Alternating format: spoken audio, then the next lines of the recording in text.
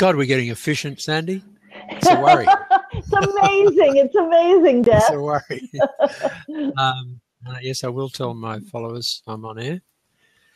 Okay, welcome to who have we got so far? We've got Janice and Tanya. Welcome. And I think Tom Reed is listening on his cell phone. So this is I don't know which, it's about the fifth of these we've done, 4 or 5? At least, yeah. So this is the Leadership and Emotional Intelligence Lab, and I'm Des Walsh. I'm an executive coach, and also I do work with social media strategy and especially LinkedIn, and I'm based on the Gold Coast of Australia, which is, for those who are not familiar with the geography, is about an hour and a half's flight north of Sydney. So Sandy, tell us about you. Tell people about you. I think I know most of the people in here, but I will tell you. But I will for the recording, Sandy. For the recording, I am a leadership speaker and consultant based in Los Angeles, and I work primarily with senior execs and entrepreneurs, really to help them attract and keep the best talent, and that encompasses helping them develop strong cultures and develop influence as leaders. And being in Los Angeles, you've had a lot of involvement in the entertainment industry, Sandy. I've had involvement in entertainment advertising, definitely. Yesterday, it felt like I was going back to my 20s with all the Back to the Future, because I helped market that movie. I helped market that movie many years ago. I remember going to the premiere in the town square with the big clock, but I was a youngin' at the time, so many years ago. But I definitely, that is definitely part of my target industry, is people in creative and very high pressure, fast paced industries. You would have been amused that the premier of our state, New South Wales, which is the state of which Sydney is the capital, arrived at Parliament House the other day in a DeLorean. Of course they did. I think half the world was in a DeLorean yesterday. I was amazed at how strong it was. I think back when that first came out, and it's amazing that it stayed with us so much. Yes. So tell me, we talked about the idea of having some questions that we might address in this session, and I've just made a note here. I think a really interesting one is, do you believe emotional intelligence can be learned? We talked about techniques for managing emotions, especially, I suppose, anger and frustration and so on.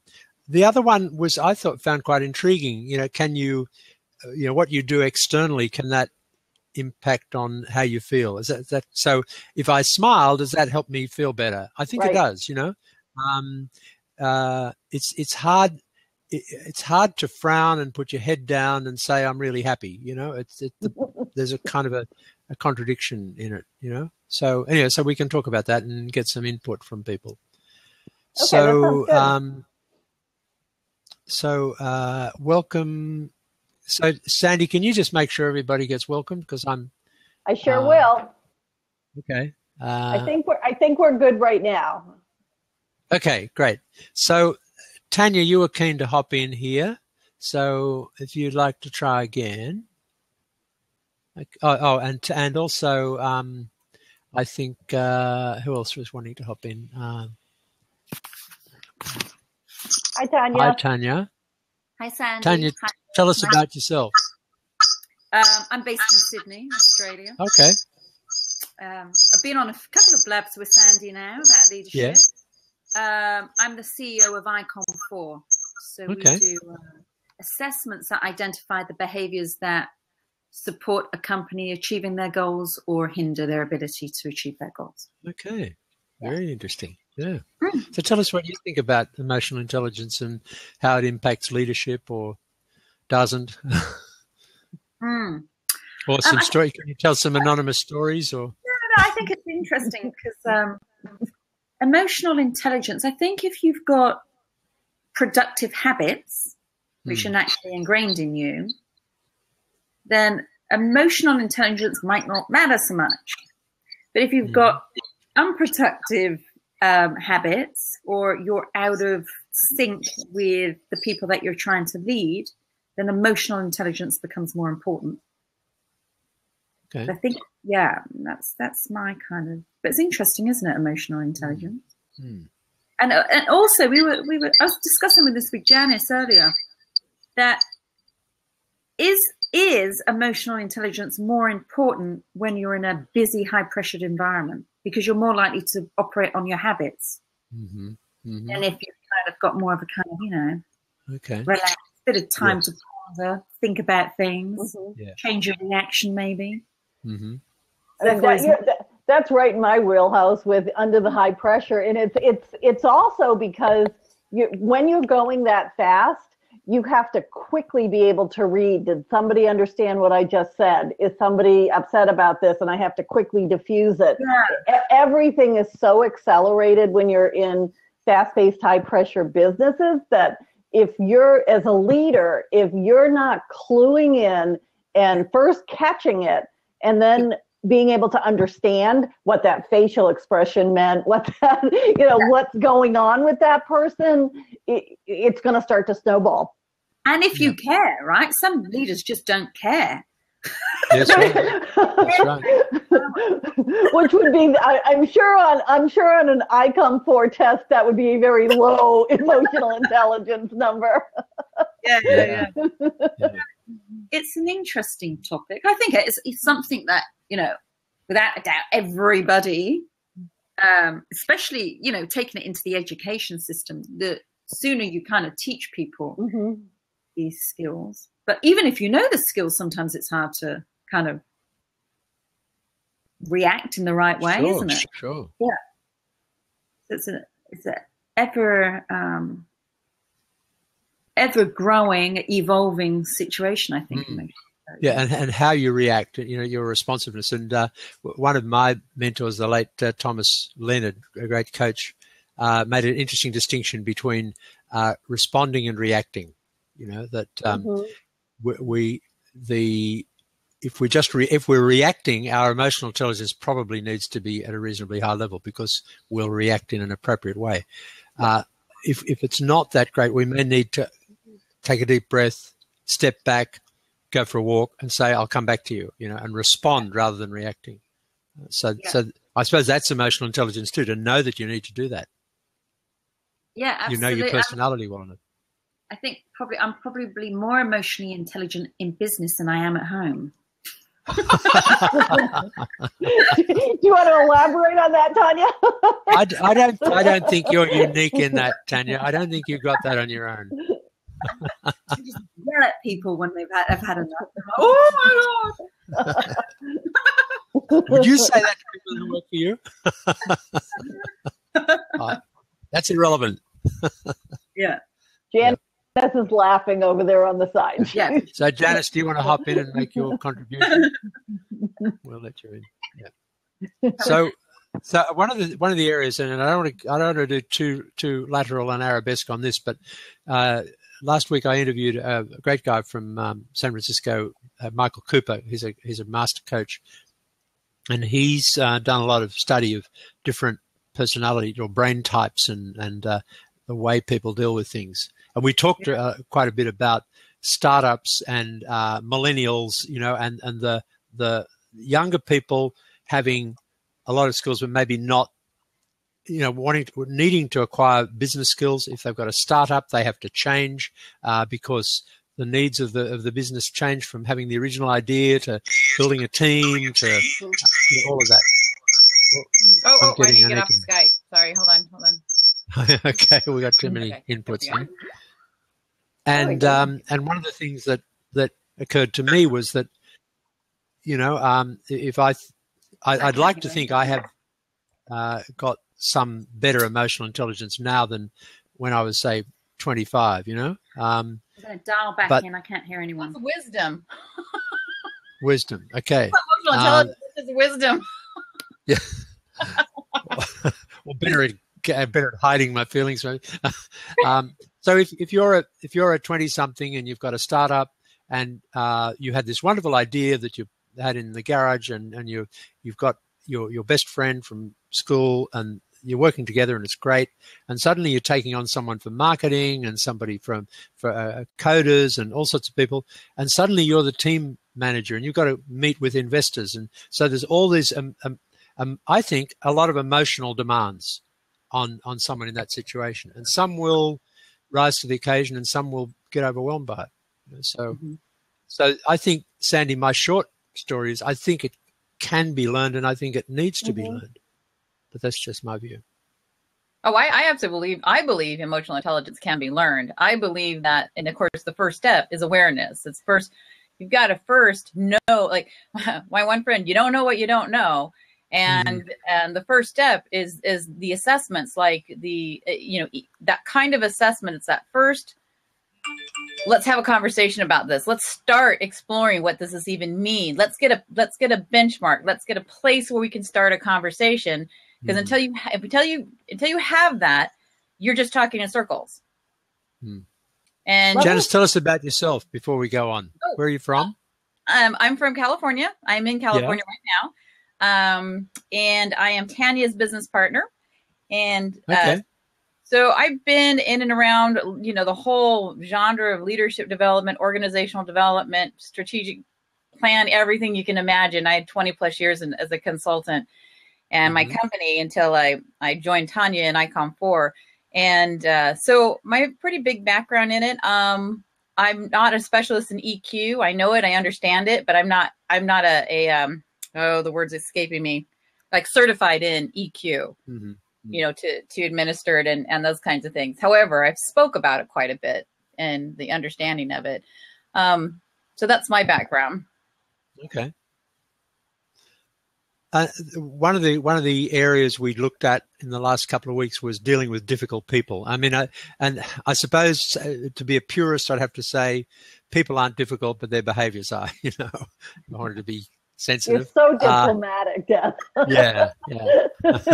As distinct from asshole or any other expressions that might come to mind, but people behaving difficultly anyway, especially in the workplace. But the need to so here's a situation, a theoretical, hypothetical situation.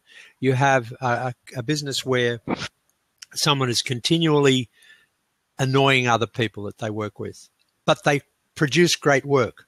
Their actual output and they have their work. This is a hypothetical. Their work has a measurable positive impact on the bottom line for the company. So the CEO doesn't even want to know about the idea of pushing them sideways or putting them in a room on their own or whatever, because they're a rainmaker, they're an earner. But it's having a bad effect on the team, and middle management or a VP says this just can't go on. This is bringing us all down. So how would a good conversation go between the vice president and CEO on that? So the vice president's talking to the CEO about this person's behavior. The vice president says something's got to be done. This person can't be allowed to just indulge their emotional outbursts because having a deleterious effect on everybody else, and their productivity is suffering, and she is bringing us all down. Or will in due course if we're not careful. And I can't manage this operation if that goes on. The CEO is saying, no, leave him alone because he's producing great work. If you were the VP, how would you have that conversation, Janice? Oh, if I was going to have that conversation, well, that's a little tough one because you're inside of the organization and you're part of that melting pot of people and communication. So if I was a VP, I would be bringing in an outside person to do some facilitating and to start to uncover this in a objective way and present the data too. So it wasn't coming from me. For example, if Tanya, if we bring somebody on board and that person's just amazing, but I see behind the scenes that there's all these different problems that are being caused by this person, it's going to be hard for Tanya to hear it, because I'm in the middle of it. It's kind of like, you know, the kid that the parents been telling you, don't smoke, don't smoke, don't smoke. It's really bad for you. Don't smoke. And then the kid goes to school one day and comes home and they said I shouldn't smoke. And you're like, yeah, I know that. Yeah. Yes. That. So that outside influence of somebody that CEO is going to respect. Yeah. The other piece of that, and this is part of a lot of my work I did for quite a few years, is I would come in and I would start working. I wouldn't work with one person. I would work with an entire team. Mm-hmm. And through a series of things that we did, it would become so crystal clear the negative impact this is having, that owner can't not let that person go. It's just so crystal clear. And the conversation I have with the owners are, you understand the price you're paying right now by keeping this person on board.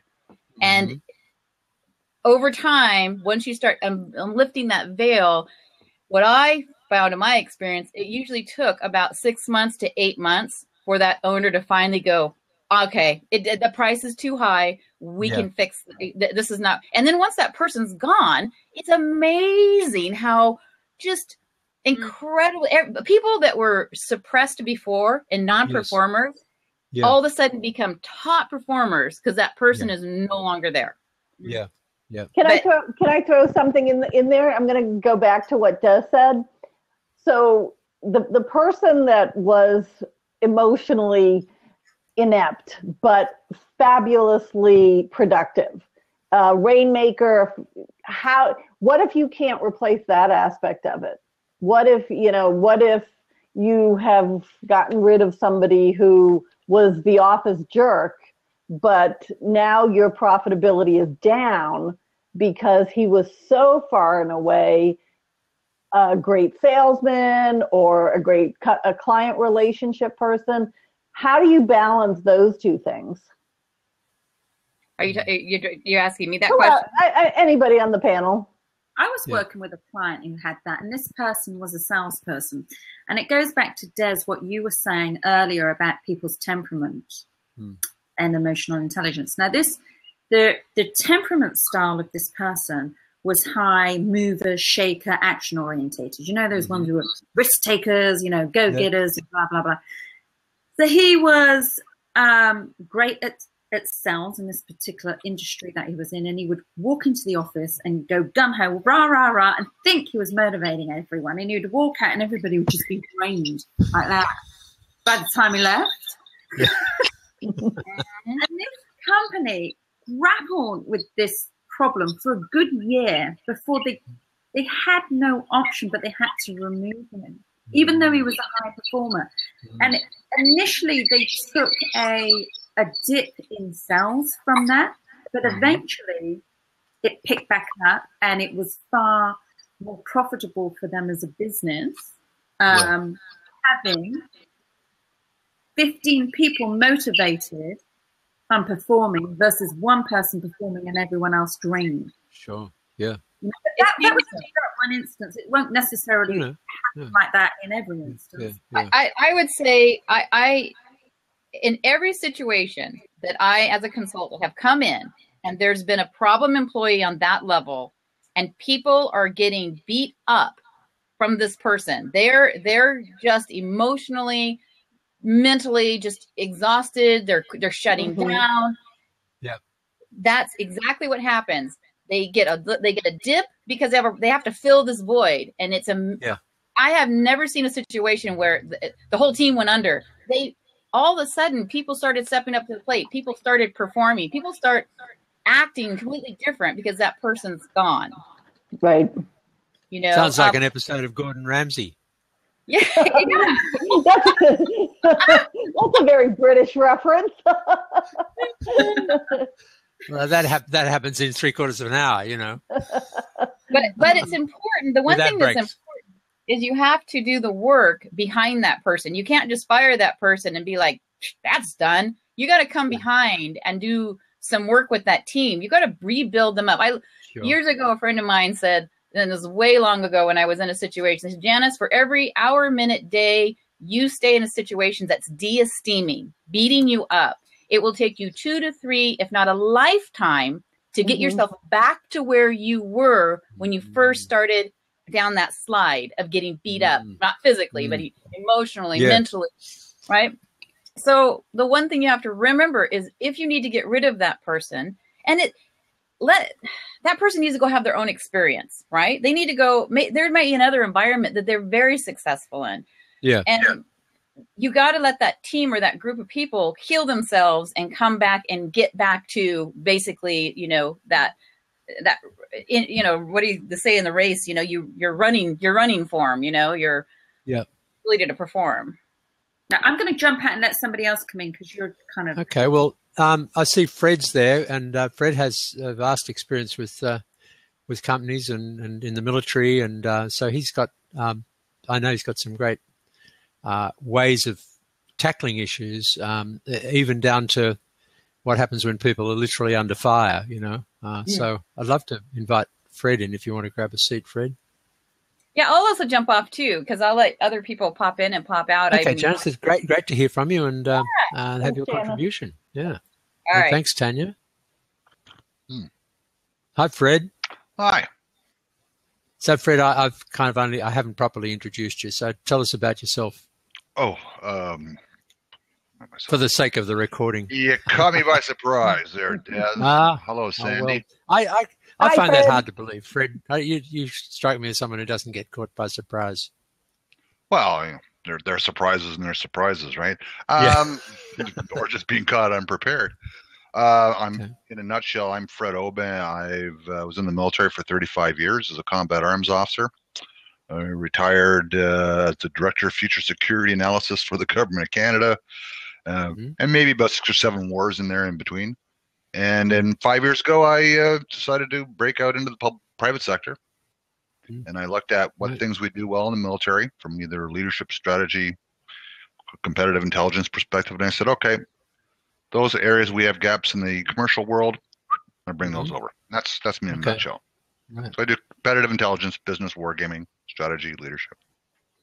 That's it. So what would be, so if we assume that, to take that earlier point, that emotional intelligence can be learned, if we take that as read for the moment at least, what are some techniques for helping people to manage their emotions who are not used to sort of thinking that through? That's interesting. Or Sandy? Can EQ be taught? Yeah, I guess that's the question.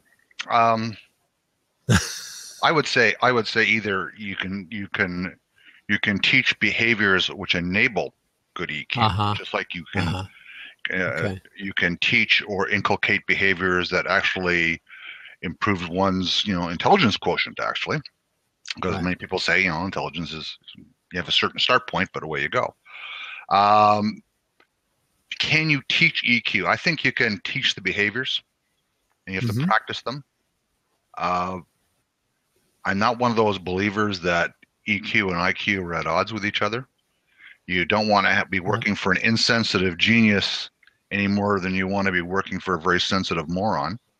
So everything, leadership is a balanced equation. It always is a balanced equation. That's a great point. And most modern psychologists and sociologists no longer look at EQ as a definitive value. They're saying that social intelligence is part of IQ, geospatial intelligence is part of IQ. So they're beginning to break it up. And I think EQ is the same way. People have been looking at it as a black and white definitive value, and I like to actually kind of slice it up a little bit. Yeah. So sure. I understand it. I understand that some academics would say there isn't such a thing as emotional intelligence. It's just part of intelligence. Yes, absolutely. In fact, that was probably one of the more popular theories that I was taught. Certainly when I went back to school in my 40s, and I took a lot of social psychology courses. Well, I didn't. I took whatever courses people told me to take, because I wasn't paying the freight for the education. one of the things that I'm trying to remember this. Oh my God, this goes back maybe about 10 years. They looked at, relational intelligence was part of IQ. Emotional intelligence was part of IQ. Geospatial intelligence was part of IQ.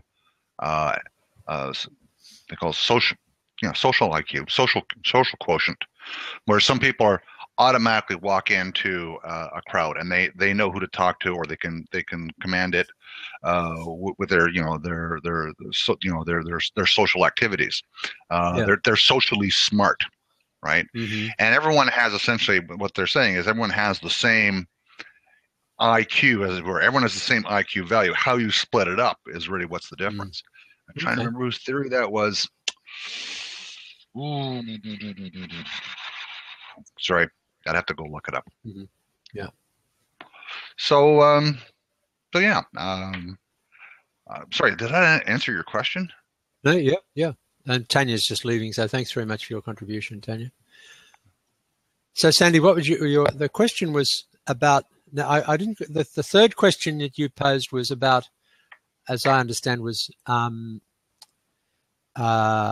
sort of external and affecting the internal, like your expressions, facial expressions, posture, all of that. Well, how does that go? It's that whole idea. I mean, I think they're kind of interwoven. Of, do behaviors affect it, and do physiological things affect your emotional intelligence? Can you make yourself more emotionally happy if you're down?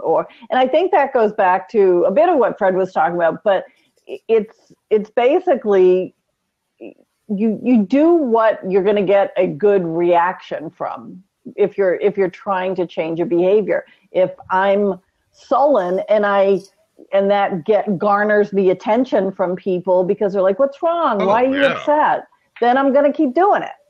And if I smile and I get a good response from people, then I'm going to keep doing it. Whatever's getting me the desired response is going to imprint on my behaviors. And we learn that as infants. Exactly. Yeah. Right? Part of that is wired into us. But I like to hearken it back to, what William Slim used to say about, the continence of a leader, where he used to say, your smile or a frown can be a toxin or a tonic. It's really up to you to how you use it as exactly. a leader, right? There's times, regardless of how happy you are, that maybe a frown is the appropriate response. Sure. I was always taught, we always like to talk about the military side of things here, Des. I mean, no matter how bad things you get in harm's way, you don't look sullen about it. Sometimes you have to be inscrutable, and sometimes you have to have a ridiculous sense of humor when things are at their worst. Right. And that's the distraction. Yeah. That's the distraction part of emotional intelligence. Is I'm a big one. It's my Boston roots come out when things are at their worst. I'm going to start joking. Your Boston roots. My Boston roots, actually my Worcester roots, but they're going to come out because I'm going to use humor. I am definitely a dark humor type of person. If the situation is really glum, I'm going to be the one, hopefully not inappropriately, but definitely the one trying to lighten the room. I'm going to try and distract, even if it's just for a minute. People, if they're fearful, if they're angry, I'm going to try and insert something. So whatever it is that we've learned works, and again, those Boston roots has taught me that humor works to distract. The Germans have a wonderful word, which is Galgenhumor, which is gallows humor. Right. Exactly. Yeah. And that's very... When things are dark, you say something that's even darker. Exactly. So I do think that we all learn where we're going to get the best reaction. And that's that part of understanding ourselves and understanding how we can impact other people emotionally. Well, just as you tailor your leadership's not a one horse, one trick pony. I mean, you tailor your leadership approach to the nature of the environment you're in, the nature of your team, and the nature of your mission, and not one size fits all. Well, the same is true for how you react or how you display yourself externally from an emotional perspective, right? There's There's a time to be the happy-go-lucky guy. There's a time to be, straight by the book guy. And you have to be judicious about how you do that. And some leaders don't modify their behavior to the nature, be it their leadership nature or even their emotional state. Don't modify their emotional state based on the environment, the needs of the environment, the needs of the team, and the needs of the mission. Right? Yeah, I've heard people comment on CEOs who are known as being very gregarious, very charismatic, very upbeat, and 95% of the time, that's a huge asset. But when inappropriately, they have that type of emotional reaction. They're walking through the halls when everyone else is down because there's layoffs coming, and this person's whistling through the halls. It gets a bad reaction. Right. They don't want the happy-go-lucky guy going down the hall. They want the guy who's going down there, walking down the hall, who looks like he has a sense of purpose, saying, "I'm going to do my damnedest to make sure that everyone here is, taken care of." Or if we have to cut people loose, one of the first things that's going to be coming out of his mouth is, "We're going to make sure people depart with dignity, and we're going to do our damnedest to promote their welfare in their next adventure." And I think that's somewhere where some people misinterpret emotional intelligence to mean that you have to be upbeat and you have to be agreeable, because when you see senior executives doing that, they're feeling that they have to lighten the load, and they have to, if they're up, then everybody else will be up. They're going to start imitating that behavior, but they're not reading that at that particular moment, they need to show that they're absorbing the same thing other people are absorbing. And it is, that they are compassionate, that they're empathetic to what's going on. And it doesn't mean that they feed into it, but it shows a respect for the emotion that they're seeing in their people. Well, this is an issue of emotional courage. Yes. Right? It's courageous leaders aren't there to fight fear for themselves. They're there to fight fear on the behalf of everybody, right? And they do that through either confidence or sometimes humor, or whatever tools they're using. It's appropriate. It's appropriate to the situation. What's the there's a good line I used to use, especially for some of my younger lieutenants who believe that, unless they were wallowing in a pool of emotion, no one would know that they care for their soldiers. And I said, no, you don't need to be wallowing in a pool of emotion for people to understand that you're a caring leader. All right. Yeah. And generally what I call the wallowers probably are the least true in their emotions. They're doing it more of a stage act than anything else. Right. We have in Australia, we have the Governor General, which is we have one of those. The representative of the Queen. So you know what it is, Rick. So he's a very decorated general, Peter Cosgrove, and I know from his life story, he's been in situations which were highly flammable, but when you see him photographed at official functions now, he always seems to be smiling. And I thought, I'm sure there have been many times where Peter Cosgrove's troops expected him to look very stern and very much in command of the situation, and not troubled by anxiety about anybody's feelings. That's true. I used to work for a guy named Lou McKenzie when he was a 2-star. And when Lou started smiling, we knew there was something really bad was going to happen. If Lou was angry and pissed, we go, everything's great. Everything's going to be okay. We started smiling and joking around. Oh man, we're going to get our ass kicked. So, it also, the reverse also works, right? Yeah. Okay. So, one of the things is that interests me about this, and I touched on it earlier, is, and I'm picking up on a conversation I had last week and just put in my podcast this week with a guy, Michael Cooper in California, executive coach. And he has a kind of specialization. One of the things he's particularly interested in is the millennials and how they deal with leadership or challenges. So you've got young people maybe have a great idea. It turns into some application. It turns into, the next disruptive technology, and suddenly the two people working in a garage is now 6, 7, 8, 9, 10, 11, 12 people, and they're dealing with investors, and they're hiring people, and they're firing people, and so on. So they're having to go through emotional phases as they grow. So they have to get seasoned very quickly. Yeah. And most of the stuff that you're talking about is something that's many seasoned leaders do intuitively. They've learned their hard lessons over a period of time, and they've had the ability to reflect on those. I have a few startups I take care of here in our tech sector.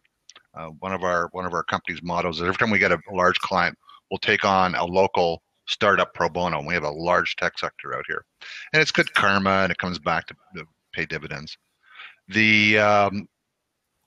Or was I on that? Right. So that's exactly what I've seen in some of these cases. Some of these guys go from a 2-man operation to a 50 or 60-man operation in the space of a few months. Yeah. And they try to do it all themselves first. And I said, okay. One of, and especially with the tech guys, they've received a certain level of technical competence, but in terms of even basic business skills, okay, let alone leadership skills, the business skills haven't been built yet. One of the solutions I offer them is I say, listen, why don't you go get some interim management to get some of your companies started? You go back to school, okay? Or get some joint venture capital and stuff like that, and get interim management to get your company going. Do an awful lot of your own professional development. I worked where some have been trying them. These guys are go-getters. I mean, they're working all day in their company, and at night they're in night courses, taking business school or working on an executive MBA program and stuff like that. And generally, they're the guys who are probably a little bit better prepared, insofar that they've been, someone's imparted some knowledge to them, but they're still trying to figure out the basic bits and pieces of putting it together. Is this really different than some of the stuff we used to see in the 90s? Well, not just tech startups, or huge manufacturing startups and things like that, or retail startups and things like that. I don't think exactly, and I don't think this is something which is unique to millennials. A lot of people like say, "Oh, there's so many things that are unique to millennials," and I go, "No, there isn't. Not really, except for maybe they're younger. Well, they're a different generation." I said, "Well, I tell you what my previous generations used to say about me in the 70s. So it's all subjective, and they usually said the same things. I think because of the nature of the way millennials play on social media and converse on social media, they have a greater awareness of it. But those issues that what people say are unique to millennials were unique to people 15 years ago and 30 years ago and 45 years ago. Someone tried to tell me leading millennials takes a different type of leadership, and I went, no, it doesn't. How you apply your leadership is different, but the principles of good leadership are as important to one generation as they are to the other. One good thing I learned in the Army, first of all, there's no such thing as a homogeneous unit, especially a combat unit. They're almost always predominantly young guys, and when you're the CEO of a combat unit, your second in command, and your RSM are the 3 oldest guys in the unit. And does that mean that you have to change the nature of your leadership and how you do that in accordance with just because you have a younger group? No. One of the things I think that's one of the big mistakes a lot of guys make when they're counseling millennials, or they think millennials are something different. Well, let me ask you, I'm going to go to Dez's love of the digital world with this. I've been reading a lot lately about, I can only do a top line, Dez has to fill in the blanks, but a lot of what we read is this whole idea is because, emotional intelligence is about being able to read people and understand emotions. And so much of what's going on, because all the pictures we see posted are happy, and everybody's living, their Kodak moment life. And I'm sure young people don't even know what a Kodak moment life is, but you totally have to explain it to them. At least I didn't say Polaroid, but but when you're conditioned to see people happy all the time on social media. How does that translate? I agree with you that leadership is leadership, and I agree that no matter what generation you're in, we have to go through that cycle of experience to their develop. Expectations of leadership never change. How you employ your leadership is probably different. I agree. But just bringing it back to the idea of emotional intelligence, just in terms of so much of emotional intelligence is being able for me to look at your face and read it. And now we're getting conditioned that everybody is happy. Yeah, the world is so much happier. Nobody takes selfies of themselves in a dark room looking miserable. No. And a lot of what you read maybe we should, Des. Maybe we should. So anyway, I'm curious. I don't think that fundamentally changes leadership by any means.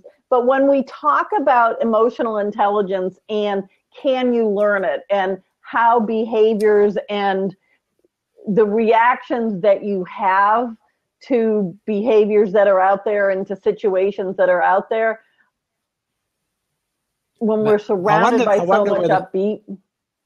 I wonder whether I'm interested in this thing that giving it a label as if it's something different, that almost as if some people have it and some people don't. Labels would it be better to say, because people want to grow. Most people, it's a normal thing for human beings to want to grow in some way. So one way is to grow in our intelligence. And if people could be given to understand that there's some aspects of intelligence that maybe I'll come, if I can just jump back a step.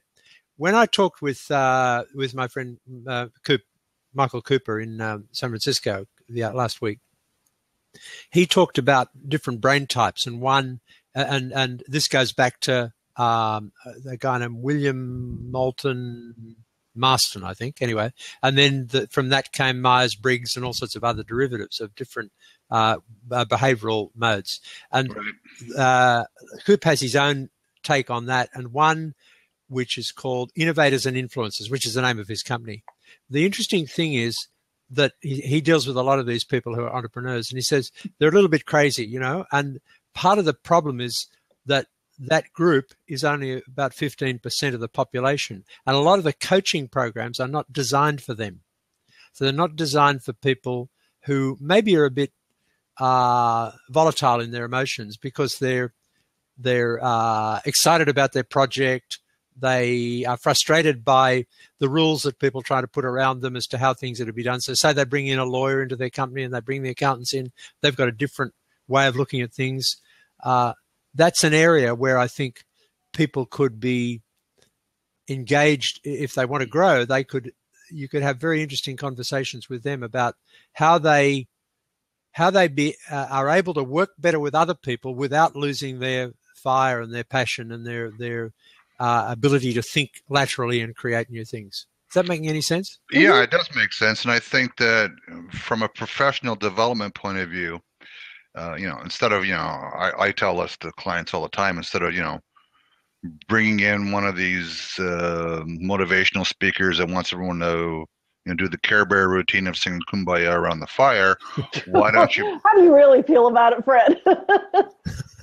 Actually, I thought I was being reasonably tempered about it. Spending maybe, bring in some professionals to say, listen, let's talk about EQ. Let's talk about, the Myers-Briggs quadrant. At least, don't have to spend a great deal of time. And it's just saying, listen, if you believe there are four, basic brain types running around, you got the analytical, conceptual, social, and structural, and your basic Myers-Briggs model, and say everyone's got a slice of that pie. Some of us have bigger slices than others. Some people are predominantly analytical and conceptual. The HR guys are going to be kind of structural, and some people will be more social, and that's fine. I'm not a great believer of one type of position requires, I think people gravitate to what they're good at. But just giving that as a profession, what I say, do professional development, really do professional development. Bring in some people that get people talking about, or at least thinking themselves, saying, hey, okay, if I had to slice myself in 4 ways, how do I think I do? And there are a lot of different, EQ tests that you can take. One group called Emergenetics was trying to get me to do something for, show to my clients, and I'm going, okay, this is essentially a Myers-Briggs. This is a Myers-Briggs model on an iPad app. Okay, got it. If you think you can slice up everybody in 100 questions, no, let's stop that right now. No. But taking something like a Myers-Briggs model, or what we used to call, remember the military, a lot of things that you're talking about actually started in the militaries when we started talking about things like command climate profiles and things like that. Try and look for people who were the better commanders, the better leaders, based on some of the more intricate Myers-Briggs models. And we found out they don't tell you who's going to be a good commander, but they'll tell you who the hell shouldn't be. Yeah. Right. And I think that's helpful. And that's the big difference. I'm one of those that I think you can sit in a room with people and figure that out, because I do tend to fall into the category of, I think you can develop your emotional intelligence, but I think you do have a starting point. And I think we do. Like IQ, yes, you can increase it through study and through techniques, but you're going to go from 115 to 120, or, and I think that part of it is this, I think it's similar with emotional intelligence. I don't think you're going to take a rat bastard and turn them into a Care Bear, to borrow your expression. Well, that's if you want to build a Care Bear, right? I mean, is that the thing that you're trying to build? I like Lolly Daskell's approach on it, which is EQ is fundamental to the leadership solution, absolutely, but IQ tells you what to do with it. IQ is the thing that tells you, if I have good emotional intelligence, what can I do with it? And some people, explain that. Well, if you have good EQ, all right, and you say, okay, as Marcus Aurelius used to say, before making decisions, know the pulse of the empire, right? One of the first guys to actually write about collective EQ, and although, matter of fact, if he wrote EQ, I think more people would read him today. And he used to say, but knowing the pulse of the empire is only as good as your ability to turn it into some sort of success. Whether that pulse of the empire is good or the pulse of the empire is poor, and it's just like when you take over a unit, they have good morale or bad morale. Okay, what am I going to do about it? And it's the IQ part that tells you what you're going to do about it, or how you can factor that as part of your equation for success. That goes back to my whole, you can be a really empathic and well-meaning moron, but you can still be a moron, right? Yeah.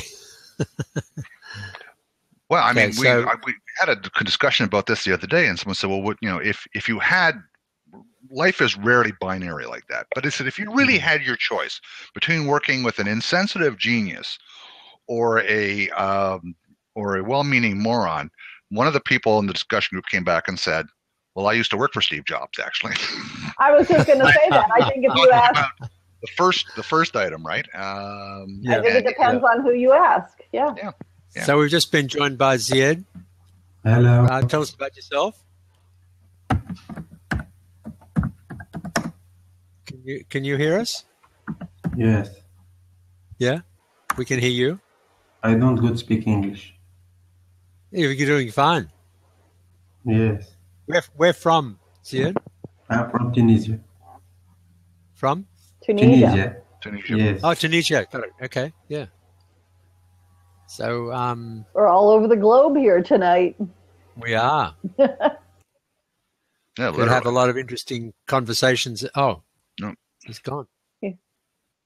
Okay. Oops. Well, I mean, we could have a whole discussion about historically about leadership in Tunisia, couldn't we? A phantom is right. Actually, a fascinating historical discussion about Tunisia. He's coming back in, I think. He just came back in. A phantom. Evan says he's a phantom. Evan asked how we defined emotional intelligence, and Sandy came up with being able to perceive, understand, and control emotions. That's not bad. I think that's good. I mean, that's the basic fundamental description of it, and I think that when you go into a corporate environment, we were talking about this a little bit earlier, a lot of people take emotional intelligence and think it is what you were saying before, Fred, is if you're emotionally intelligent, you're going to sit around the campfire with your Care Bears and sing Kumbaya. I may have paraphrased that metaphor incorrectly, but you get the idea. And it's not. It's being able to read and interpret and control your emotions as the situation necessitates. Yes, absolutely. Yeah. And I think that sorry, go on, Fred. No, you go ahead. No, go. Well, I was just saying, if there's other people coming on, they may want to jump in and. Okay.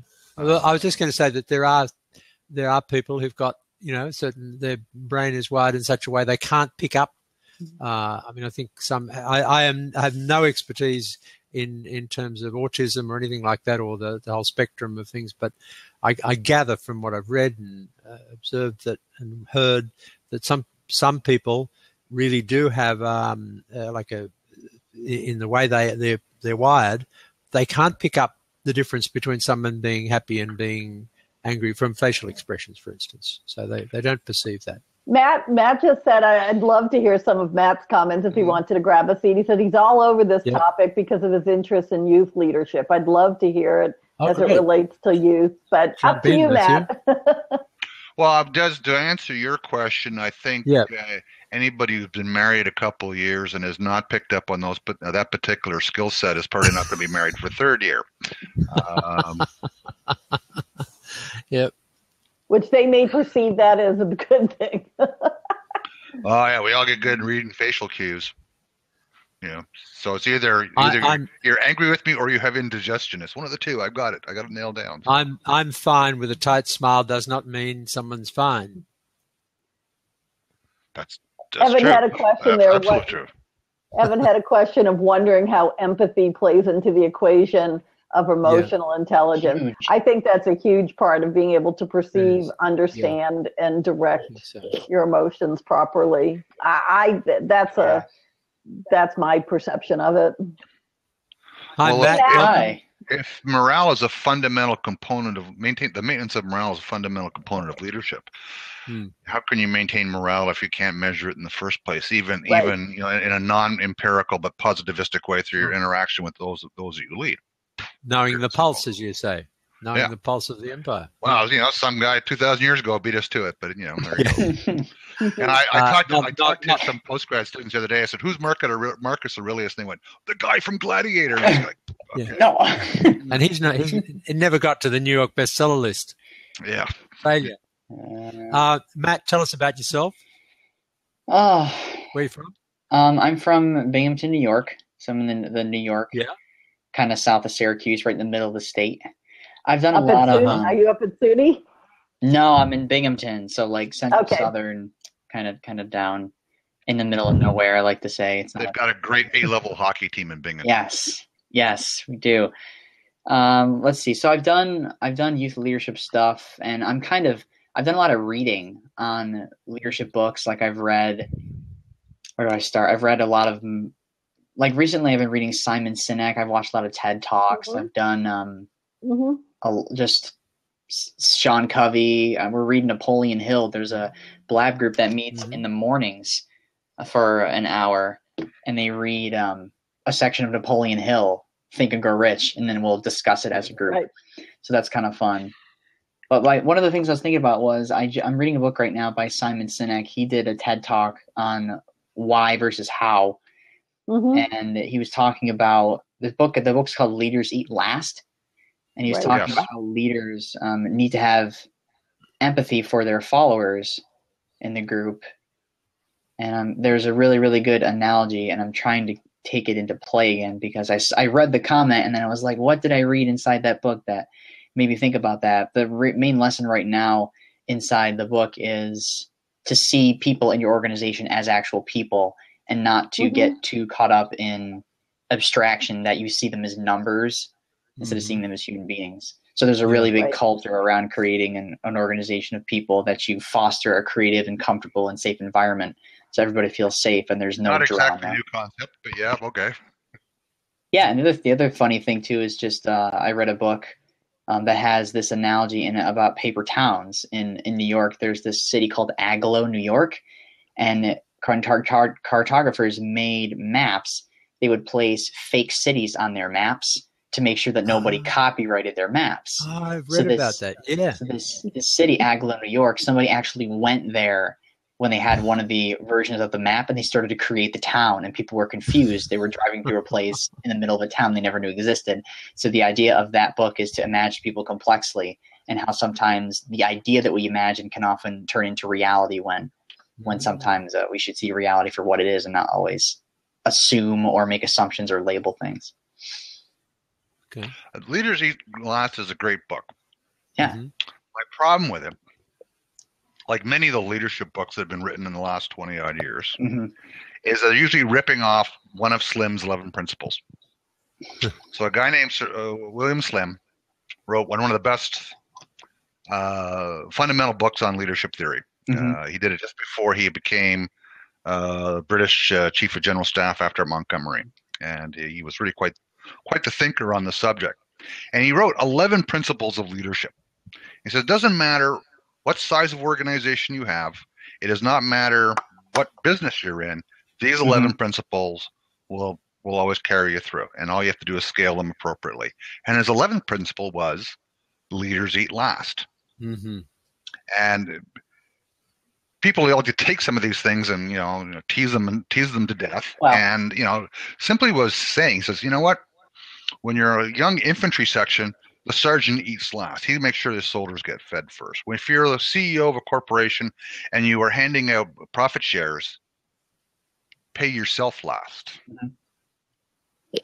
Which somebody like Stephen Covey may not necessarily agree with. Yeah, I think or Napoleon Hill, nor certainly Napoleon Hill. Well, I think if you look at all of it, it's not a leadership book. I mean, Matthew, if I could recommend leadership books, I would say go back to the ancient Greeks or the Romans, because pretty much nothing has changed. Well, that's the thing. Is all you're seeing is a different lens on a specific fundamental truth. You're seeing a different environment. Yeah, a different environment. A different analogy. All of the all the analogies are out. All the truth is out there already. And what we're doing is we're taking different lenses and perspectives on the truth. So what you really have to just do is find the lens that fits how your mind is conditioned or the experiences that you have. Never turn away from new ideas. But I always tell, especially I do a lot of speaking at Carleton University and University of Ottawa as well, and at Royal Military College. And people always ask me, what are the best leadership books to read? And I say, history books. Yeah. Yeah, I agree. It's all about, and I even tell people, I was a history major in college, so I won't disagree with that. But I also tell people, go read novels. Just learn about people. Learn about the emotions that drive people and how different relationships affect failures, successes, because if leading is all about tapping into people.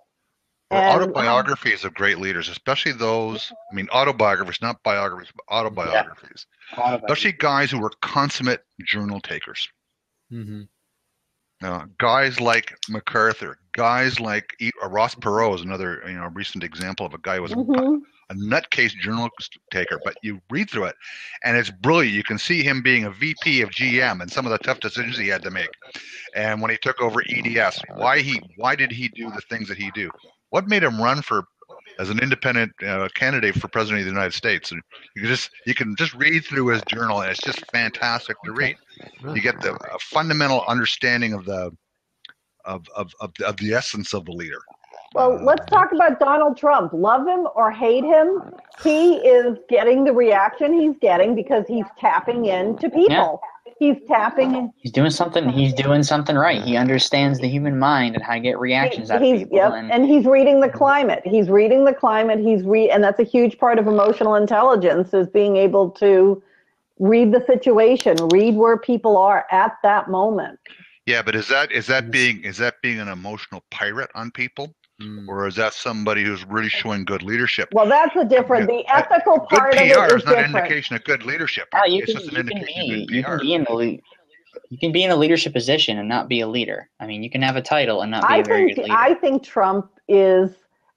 I think they're two separate things. I think he has great PR, but unless we're saying that he's capitalized on other people telling him what the pulse is. And I'm going to get off politics because Des will get nervous. But I think that is part of emotional intelligence, and it's emotional intelligence with leaders. You have to separate the ethical part of it and how you use it. But it really is that ability to perceive and understand and use that, whether it's for good or evil. Okay, let's put our there are people that people in history have been great leaders and had terrible values and just bingo their power. But we're not saying, but that's a separate issue. That's the ethics of how you use it. No. Values is central to the issue because having EQ, good EQ or IQ, is useless if your leadership values are not synchronous with your behavior, right? That's what makes it. So when if your words and deeds are not synchronous with your values, is generally do not pass go, do not collect. But I do think if you take a Trump and we'll use him as an amorphous being, I do think he is synchronous. You might not agree with it, but he is. I don't think he is. Well, maybe he might be synchronous on exactly. Values, exactly. That's my point. Well, I read a very interesting article over last weekend by a journalist who'd spent a few days with him on the campaign trail, all of that. And at the end, he said, basically this is a man of incredible ability to project himself. He's a supreme narcissist. Yep. Yes, he is. He said he'd never had this experience of finding someone who was so good at all of that, was the core was a void. There's nothing underneath all that. There's nothing there that he could touch, which I thought was a very interesting thing. Someone who may become the leader of the free world. Of him, deep down, there was nothing there. There was no integrity. In terms of real value, really deep values. Yeah. Leadership with strong core values does not need to create scapegoats to enable their leadership. And if you pick up some history books, there's an awful lot of cases where people have come to power because they've made other people think your problem was caused by somebody else. Yeah. Us versus them. Yeah. And it's the easy politics. Remember, popular leadership does not necessarily mean he's a good leader. No, I think we're getting a little off track in terms of emotional intelligence versus leadership as a whole, because there's a lot of different components that come into leadership as a whole. We're getting into an area about values. It's challenging because when you move into values and you move that direction, you're going more toward the self-leadership kind of me space. And emotional intelligence, when you talk about empathy, is more about putting your focus in the them space, just outward. But a lot of understanding other people and what they're going through is understanding yourself and what you're going through. I think that's critical in emotional intelligence. We act certain ways because we're conditioned to get a certain reaction. And when we get that reaction, it may put us in a positive or a negative direction. And until it changes, we're going to stay there. Yeah. A cop buddy of mine said, he said something quite fascinating a few months ago. He says, sexual predators have very good EQ. Yes. And they probably do. Yes. And that's exactly, that's my point, is it's not about values or morals, or they're separate. They're totally separate, which is why you started earlier, Fred, by saying there's all these different components. And that's just one isolated component of it. Yeah.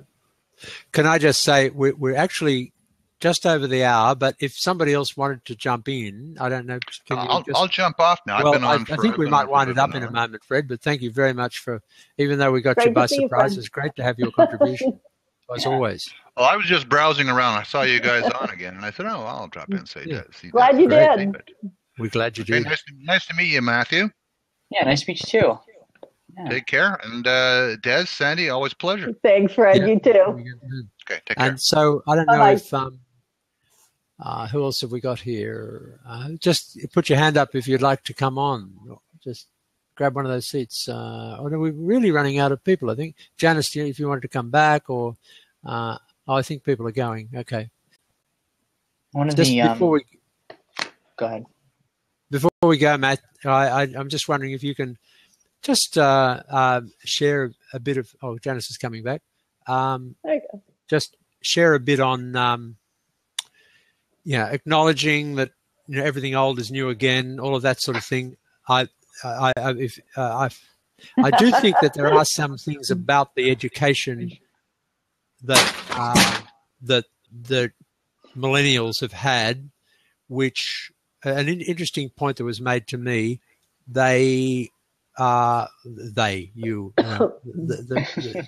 What we call Gen Y in Australia, that group doesn't want to be managed because they've learnt to manage themselves. What they want is a coach, not a manager, when they're in a corporate situation. Whereas some of us, me included, went into a company expecting to be managed when we were younger. Do you think that's an interesting distinction? Yeah, I do. It's how people react, and that brings in the emotion. It's a difference in expectation. For I mean, it's hard to tell because I do understand the sense of entitlement that a lot of us have when we go into a situation and we expect like a lot of kids that go into the job market now, they don't have the discipline and the expectation or the initiative, I guess. They expect the son to be handed their trophy and be recognized and be gimme. It might be a cycle in history. It might be a cycle between different generations that are spread apart between this is all the focus on me now and then this is all the focus on you. But I do see like a lot of young people that take a lot of initiative in interacting and starting up things because we have the tools now to do it. Like I'm a part of a lot of YouTube communities, and there are a lot of YouTube groups that like do charity events on YouTube, and it's all 18 to 24. It's all young and even younger than that. Yeah. So I don't know if we're on that shift into more initiative in my generation, but I do know that there is a lot of sense of entitlement in people. I don't know, maybe my age or younger. It's hard to tell. Like, we don't want to raise a me generation because I know we like to give a trophy to everybody because we're afraid to offend everybody. We boomers cornered the market on the me generation. Well, I've been reading about that. In that Leaders Eat Last book, it talks about the baby boomer generation. The baby boomer generation added 76 million people to the United States population.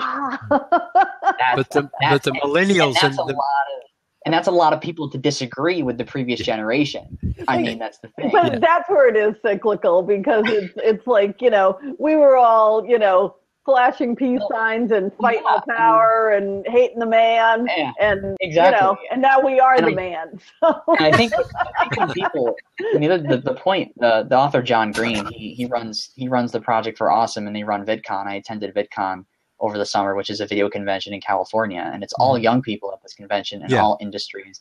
And one of the points John Green makes is when adults say that kids are like all for themselves, they're not engaged, they don't want to learn, and I think that's not true. I think they're engaging in a different way. Yeah, I agree. What's that way? What is if you had to, 2 sentences of how younger people engage differently, what would it be?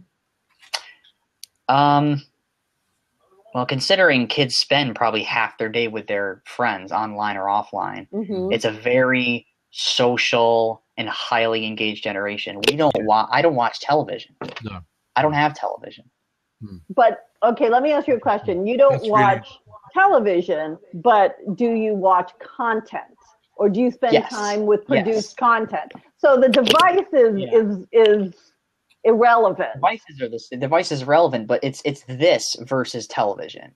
There's something about a quid pro quo kind of interaction that teenagers are much more engaged in now because we have the tools to understand. Let me ask you,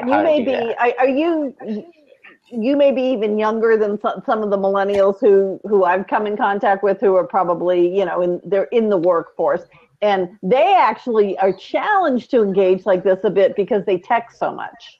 They're head down. So the engagement part where they actually have to talk and go back and forth it's not that they can't do it, it's just that they're not as comfortable. And when you talk about emotional intelligence, you miss that visual component, the tone of voice, all of those things. Well, what's happening is communication. I mean, text is 7% communication. Yeah. Mm-hmm. Or communication is 7% text. I think I strike that, reverse it. Yeah. And I do think that a lot of emotional intelligence is there's a certain amount of presence involved in conversation that you have to have with somebody to maintain a conversation. And it's about being able to be interested in somebody else and see it from the same perspective. Mm-hmm. I don't know if it's so much a problem with engagement. I think it's a problem with distraction. Mm-hmm. There's so much noise and so much going on your. I mean, it's even tempting for me if I'm outside and I'm sitting or I'm in a waiting room. It's so much more tempting for me to pull up my phone and see what the world's talking about. So does that make it more difficult do you think that dings your emotional intelligence then? It's, I don't know if it's so much the emotional, and it might just be a fear. I mean, a lot of teenagers I know, it's just a fear of missing out. Yeah. Missing out on it's FOMO. It's the fear of missing out. It's the fear of, I haven't checked my Facebook feed. I haven't checked my Twitter feed. I haven't checked my email. I haven't checked this. I haven't checked this. I haven't checked my YouTube subscription. I haven't checked this. There's just so many distractions. Jess and I talked about this a little earlier because, and I'm not an expert on this by any means, but I was reading something on whether they're millennials or younger or older, but they're just the people who are more attached to whether it's social media or media where you're seeing the highlights of people's lives, the happiness on people's faces, the whole idea of FOMO, where you could be sitting having dinner in a restaurant with all your friends, but if one friend is at Six Flags Magic Mountain, suddenly you hate sitting there with the friends you're with because you don't want to be having this crappy dinner. You want to be on. It's a comparison. It's a life of comparison. And when you're comparing yourself to somebody who's edited their life, that's right, placed it online, you only see their entire life in terms of what they share. Right. Yeah. A lot of people do share drama stuff, which is a lot of what Facebook has become because drama is powerful. But again, positivity is also powerful. So how does that affect emotional intelligence, where a lot of what you're seeing are you've got a wealth of small slices as opposed to a limited amount of a lot of exposure? I mean, we can get, I've read books on mindfulness, and I've read books on self-created identities and the ego and everything. So we can get pretty deep when it comes to how it affects emotion, because what happens with emotion is it's associated with thought feedback loop patterns. Right. So if you're always comparing yourself to somebody else, and it's repeating and repeating and strengthening, you're constantly wanting to just be better than this person because you define your sense of success or your sense of self on how successful somebody is. So it's a fear of missing out is one of them. Yeah. It's also a kind of background discontent with where you are at every single moment. I don't want to be here. I want to be there. Mm-hmm. So that thought pattern is having always a good time. Yeah. So if your brain is always, but if your brain is always somewhere else, how do you sit and look me in the eye and fully engage? Because to be emotionally intelligent, you have to really be present. Yeah, you have to turn off all the distractions, and you have to be comfortable with solitude. I think it's a lot of the fear of solitude, the fear of, why would you fear being with yourself? That's one of my favorite sayings. Like, the great author Blaise Pascal said once something like, all the problems of the world would be solved if we could learn to sit in a room on our own. Yeah. Yeah. And you can go even deeper than that. A lot of people like drama, right? And they like problems. And in the current moment, right now, sitting where you are in the present moment, forget time, forget the future, forget the past. How many problems are there in this moment right now for you? There really aren't any, right? Problems are ego created because they need a sense of time to survive. If I'm here and I don't want to be here and I want to be there, I'm going to create resistance to the situation and say, I don't have to be right here. I have to be over there. So a lot of it, I think, is, first of all, it's distraction. It's just being distracted. If the mind is always running in your like your Facebook feed or your Twitter feed, you're always going to be scrolling through Twitter, not going to be reading anything. It's like the hum of television. Yeah. The reason you can sit in front of a television and sink to a low level of thought and just match what the television is doing. Same thing with your Twitter feed. Same thing with your Facebook feed. Well, Sandy and everyone at Blab talking about that the other day about Twitter and this. People now are doing this is why Blab, because it's actual real interaction versus this Periscope, blah, blah, blah. So it's interesting you said that because I know I do. I go through Twitter and I'm like, or Facebook, and I really hardly even look at this stuff. Yeah. And then you look up at the clock, and it's like, oh, it's been 2.5 hours. I have this feeling that maybe when we're scrolling through Twitter or Instagram or something, we're not that different from some of the people who sit at the slot machine all day pressing the button because the dopamine's being produced in expectation that we'll have a nice experience. So here's something interesting. And having a nice experience doesn't actually, the dopamine drops. But it's then when we go through the process of looking for it, that's when it comes up again. Exactly. So in this, feel sorry for all those poor suckers who are sitting at the poker machine, the slot machine, frittering away their life savings. But we're not better. Well, think about it. If you're sitting at a slot machine, maybe they're concerned about the person with a free drink, but they're not looking at anybody. They're not looking at it coming by, and you about lack of emotional intelligence. So if you equate that if you take the FOMO generation, whoever they are, whatever age they are, and put them in a leadership position where you have to be focused on a person in front of you, how does that translate?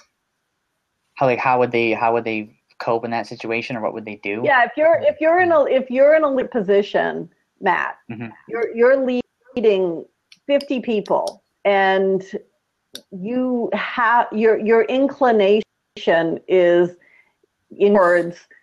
You've got FOMO, you're distracted, you're wanting there instead of here. How do you now translate to being a person who prioritizes focusing on that group in front of you and taking the distractions out of your brain? I think having time solitude for yourself, just to think about. You're leading. Big. You don't have time to think. I'm saying, I need this. I need that.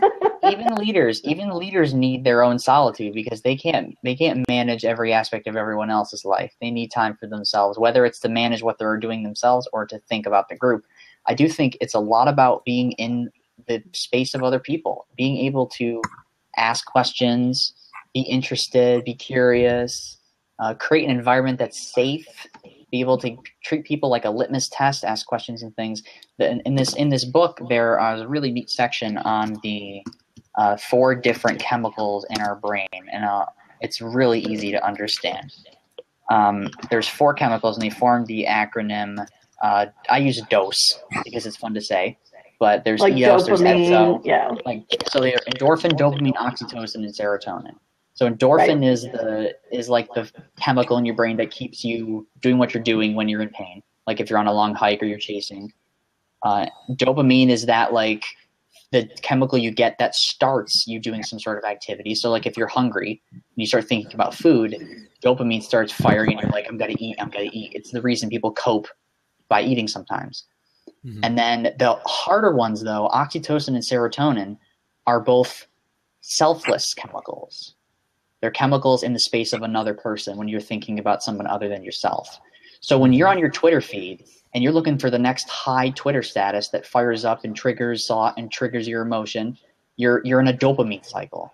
Yeah. When you're developing a face-to-face relationship with somebody, you're talking to somebody, you're developing a long-term relationship, that fires oxytocin because you have a sense of belonging, closeness to a person, their presence. That's not so much a dopamine. That's not an immediate chemical that fires. That's a long-term sense of like closeness and belonging. And that's what you get in businesses that treat each other like families. That's what you get in long-term relationships. Serotonin is the feeling of pride when you like accomplish something, like you graduate, your parents. Yep. When you watch somebody do something good for somebody else, that also fires off oxytocin. So I think what happens is because there's so many distractions in our society, because there's a lot of food, there's media, there's Facebook, there's all these, we're on like dopamine thought feedback loops. We're constantly looking for the next high. And what happens over time is it's kind of like you kind of get used to it. And then you get stuck in this perpetual loop. Like I came in here on a blab and it was a late blab. It was really late at night. And it was these 4 teenagers in their lower 20s, and they were all sitting on the blab and nobody was talking. They were all looking at their phones. It was the funniest thing. It was the funniest thing. I swear, 95% of the blab was silent. And then I came in and started talking and asking questions. And one of the and they didn't engage with me. One of the teenagers took his phone and took a meme and said WTF and pointed an arrow at me. But part of that goes back to what you were saying earlier. Saying is it's a generation that's not comfortable being alone. And I think part of what you were saying is, you know, we've talked about this, Des and I have talked about this in the blab, and I think we have also, Janice, is that what you read in the book, when you actually are under fire, under pressure, you don't just have one thing firing on you at one time. Yeah. You've got multiple things because you may be sitting there getting screamed at by a client. You have somebody who works for you crying, so you've got a time pressure. So suddenly you've got multiple stimuli coming at you, and that's where you draw on that emotional intelligence to be able to know how to handle all of that at the same time, because you are going to have physiological issues that you have to deal with, and you have to be able to manage all of them at the same time. It's challenging. Dealing with people that don't have and I think a lot of it too is just taking your time and figuring things out. Yeah. A lot of it is just having a certain level of awareness that you can calm people down and get people to just sort of step outside of the situation and not identify with their situation. It's just very hard. It's very hard to do when you're in a senior leadership position. Yeah.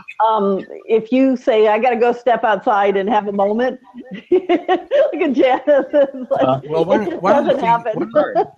One of the things I think leaders have to do when other people are reacting emotionally to a situation and wanting a quick resolution is that leaders often have to take people back to process. So take the situation we were talking about earlier, where you've got someone in the firm who's from the CEO's point of view is very productive. They're bringing in the money, you know, and they're bringing in clients. But other people are frustrated because this person does not know how to get on with his or her colleagues and creates ructions and you know, people's spirits drop and so on. So as the leader, one of the things that I can do is to say, when people come to me and say, why don't you do something about this guy, is to say, well, we have an understanding. We have a culture here where we say the first thing you do when this takes time to build up. The first thing you do when someone's annoying you is you talk to that person. You don't go to the supervisor, you know, the person you're reporting to. You have the conversation with that person. So this is where you're inculcating emotional intelligence in your people, where you're saying, have you talked to them? Oh no, I couldn't possibly talk to them. Well, you need to talk to them, you know.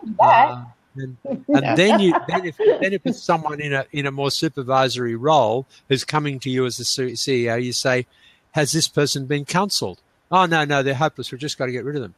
no, we can't do that in any way. We don't want to have an unlawful dismissal process initiated against us, get sued. So you need to set up a process. Oh, that'll take months. Well, too bad, because that's the situation you've allowed to develop. And the leader has to be able to say, we have a process, follow the process, and not be swayed by the waves of emotion that are coming at him or her. The IQ and EQ, I mean, I always, a lot of life is duality in terms of understanding things. So I love to divide it between, we'd like to say emotional intelligence, we'd like to say like IQ and EQ, and then like, I divide it between awareness and thinking. If you got somebody that isn't highly aware and they're reactive to everything and they cause a lot of drama and they're always identifying with their situation, that's a lot of thinking and not a lot of awareness, because it's a lot of thought loop and mind reacting. Right. Sometimes it just takes some talking to the person and calming them down and getting them to think big and take one thing at a time. You need to bring consciousness and awareness into the situation for them. And that's what emotional intelligence can do. Like at a company, you're managing the money and you're creating a comfortable, safe environment for that person. There's something in that environment that's not working for them, or they brought something from their own life into the environment that is out there and shouldn't be here in the workplace. So it's very challenging. It's almost like maintaining a classroom of students. A little thing happens, it disrupts, and the whole class, it can feed, all that energy can feed into the classroom and it can escalate. You have to be able sometimes, I think, to recognize those things as they start to happen so that you can address them and figure out the situation, get everybody together to talk about something, take some sort of action to get everybody back on the same page and create that safe, comfortable, open environment for everybody. Sometimes as a leader, if you're very invested in the project, in the company, whatever it is, as the CEO or the leader or somebody senior there, you sometimes have to remind yourself that not everybody else is totally involved in that company. Some people have lives outside, and maybe the reason they're unhappy has got nothing to do with the way things are going on. Right. It's about their kid. Yeah, you're never upset. It's about the teenager. That's one of the phrases I use. And that's where the empathy comes in. You got to say, "Hey, how are things going?" Yeah. And wait and listen to them to tell you. Yeah, listen to your people. A lot of it too is like mistakes and stuff that never get addressed, or problems that never get talked about that just escalate. Like situations where it's like, oh, the faucet in the bathroom sink keeps dripping, and that's how it starts. And then the whole day is full of drama because of one little mishap. Like, we need to fix this faucet, and then it sits there for 3 weeks and drips and drips and drips and drips.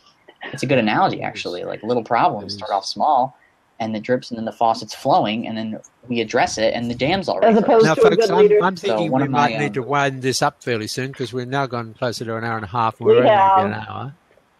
Great conversation, though. That's what happened. I could keep going, and I've got to go and do some more things. I'm really impressed with your insight and knowledge. Very good. Yeah. You definitely are stepping into the arena of understanding all of this. I've had a lot of good mentors and experiences for and it's great you're educating yourself, Matt. It's very, very impressive. Absolutely. Yeah. Glad to have you part of the team and understanding all of this. Wonderful. Yeah, you Absolutely. have a big head start there. I'm going to follow you, Matt, so we can jump on. Absolutely. I like this. This is really recent too. This blab technology is only a couple months old. So early to the party. Somebody said we're not early. What did they say? We're not early adopters. We're pioneers.